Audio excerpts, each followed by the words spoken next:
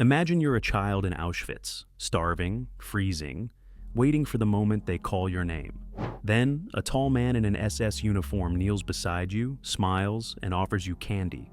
"You're special," he says. "I have big plans for you." For a brief moment, you think you've been saved.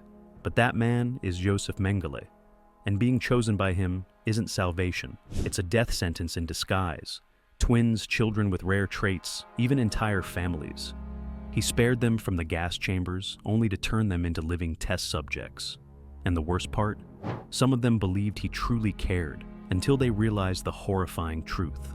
Today, we're going to explore 3 shocking stories about Josef Mengele that reveal the twisted logic behind his actions at Auschwitz. Each story shows a different side of how the man known as the Angel of Death made his choices, and how those decisions would haunt both his victims and himself. What you're about to learn might change how you understand one of history's darkest chapters. If you want to learn more about the hidden stories of history's most notorious figures, hit that subscribe button now. These stories need to be remembered. Josef Mengele was infamous for deciding life and death with a flick of his wrist. But what most people don't know is that sometimes he let people live, not out of mercy, not out of regret, but because he saw them as useful. The story of the Ovitz family shows just how calculated his mercy could be. They were a group of Jewish dwarfs from Romania, 7 siblings and their relatives, 12 people in total. In Auschwitz, being different usually meant instant death. But when Mengele saw the Ovitzes, something changed in him.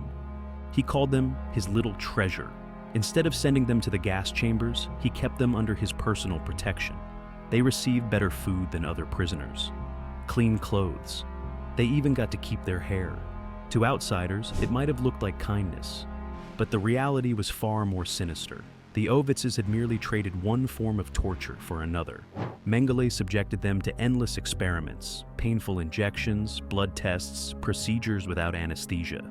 He was obsessed with unlocking the genetic secrets of dwarfism, and to him, they were nothing more than living laboratories. Every day they lived with a terrifying knowledge. Their privileged status could end at any moment. One failed experiment, one wrong move, and they would join the millions in the gas chambers. Their survival depended entirely on Mengele's scientific curiosity. When liberation finally came, the Ovitz family became one of the largest family groups to survive Auschwitz intact. In later interviews, they described how Mengele would treat them with an eerie kindness, speaking gently even as he inflicted unbearable pain. He would bring them treats, then subject them to torturous procedures the very same day.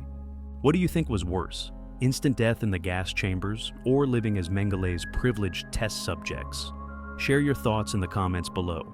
Mengele's twisted version of mercy went far beyond the Ovitz family. In the children's barracks of Auschwitz, he created a grotesque theater of compassion that haunts survivors to this day. He would walk through the barracks smiling, patting heads, handing out sweets. Children who didn't know better might think he was kind. He spoke softly, called them "my children," made them believe he cared about their welfare. Some even called him Uncle Mengele. But then came the selections. When he found children who were too sick, too weak, or no longer useful for his experiments, he would order them to be sent to their mothers. It was his gentle euphemism for the gas chambers. He saw this as mercy, sparing them from a slow death by disease or starvation. Survivors recall watching him personally carry sick children in his arms, speaking to them softly, comforting them right up until the moment he handed them over to be killed. One former prisoner described seeing him wipe away tears after ordering the death of a group of children, not from remorse, but from what he claimed was the tragic necessity of his work.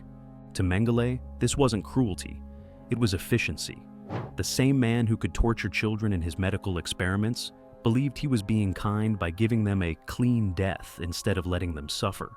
His warped ideology had convinced him that murder could be an act of compassion. If this glimpse into the twisted logic of evil shocked you, hit that like button and share this video. These stories need to be heard. As the Red Army approached Auschwitz in early 1945, Mengele became obsessed with erasing his crimes. He burned records, destroyed evidence, and ordered the execution of prisoners who had worked in his labs. But in his rush to cover his tracks, he made one crucial mistake. He let a witness live. This witness was a doctor who had been forced to assist in Mengele's experiments. By all logic, this person should have been among the first eliminated. They knew too much. They had seen too much. Yet somehow, they survived. Some speculate it was a rare moment of conscience from a man who had none. Others believe it was simply a calculation, that Mengele thought one more death wouldn't matter in the face of so many. But whatever his reasoning, this single decision would have far-reaching consequences. This survivor would later provide some of the most damning testimony about Mengele's crimes. Their detailed accounts of his experiments, his methods, and his daily routine in Auschwitz would help build the case that would make him one of the most hunted men in history. The man who had played God, deciding who would live and who would die, had unknowingly ensured his own legacy of infamy with a single spared life. It was perhaps the only truly moral decision he ever made, and he made it by accident. Want to delve deeper into the complex stories behind history's darkest moments? Hit subscribe and turn on notifications. These are lessons we can never forget.